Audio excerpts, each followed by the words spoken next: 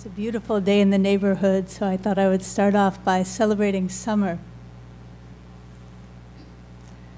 On a one-lane bridge, under a great blue sky, a little girl is fishing with her dad. His line has no hook. He's a vegetarian. He just wanted to spend the day with his daughter on this old bridge by the water, and he didn't know what to say, so he asked her to come fishing. After a while, under the hot summer sun, in the heart of July, and for no good reason, he starts humming Jingle Bells. And pretty soon his little girl starts giggling and singing Jingle Bells aloud as she uses a big stick to play the planked bridge like a giant xylophone. He asks her if maybe she wants to fish, wants a toy, wants something to eat or drink. She shakes her head, laughing. She wants for nothing.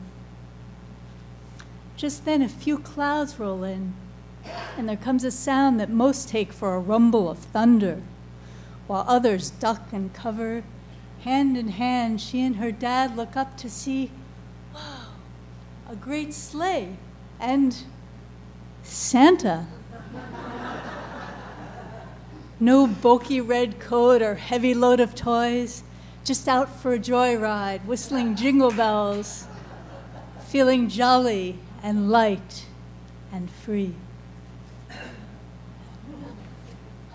Am I coming through in the mic? Great.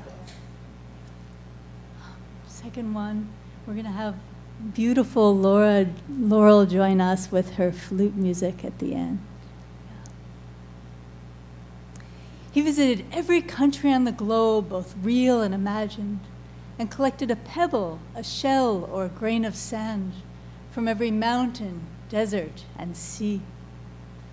When he came home to her, he spilt his bounty from an old potato sack into what little space lay between them.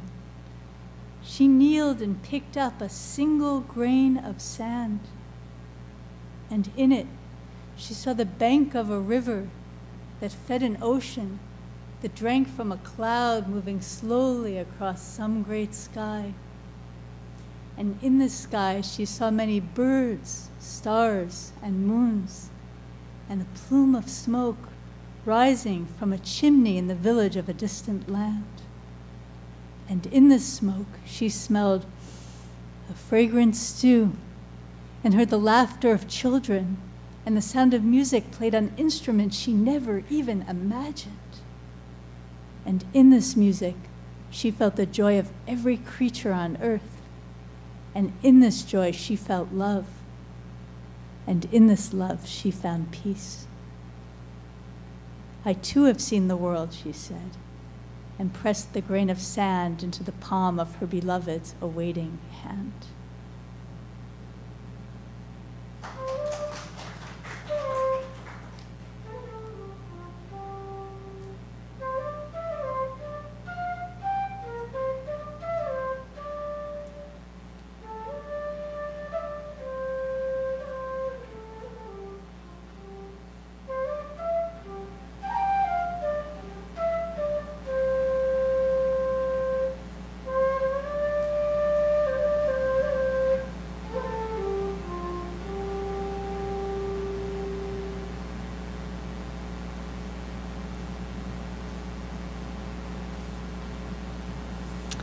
Four-hour drive, a little puddle jumper plane, and here we are, Beaver Island, Michigan. How far is it from the mainland, you ask? Well, 15 minutes by flying machine, 2 hours by ferry, or the better part of a century by pace and way of life. Fishermen set out in their small boats. Locals bathe in the lake, hang clothes on the line, play board games at night. Checking out at the local grocery, a fellow realizes he forgot his wallet.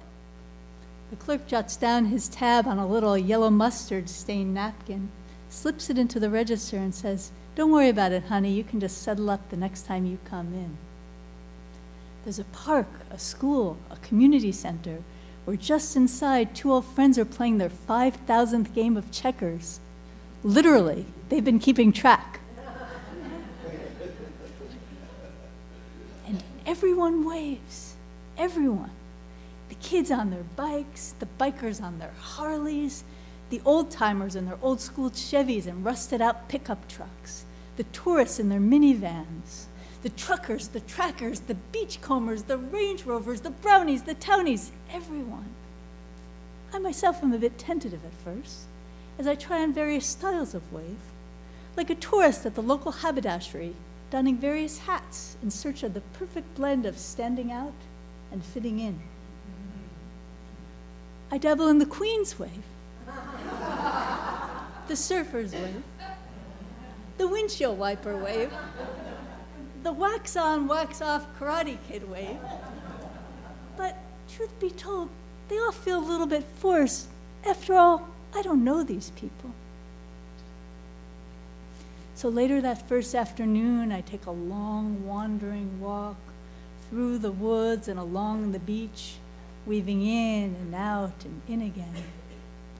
And as I pass various characters doing their thing, that is, waving, I remember Thich Nhat Hanh likes to say, sometimes our joy is the source of our smile, but sometimes our smile can also be the source of our joy.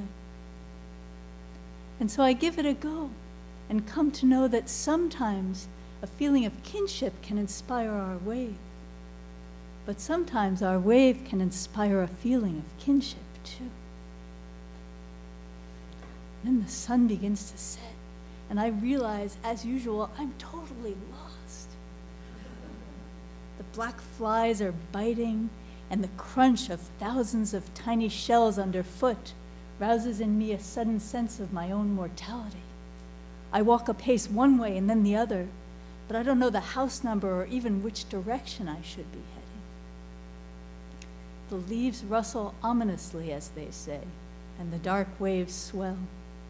And then at about 5 minutes to panic, I espy an elderly couple up on the rise, sipping tea as they watch the sunset over the Great Lake. They stand up and wave big to be sure I can see them. I wave back, and suddenly everything changes. I know I could go up and ask directions, but strangest thing, I no longer feel lost.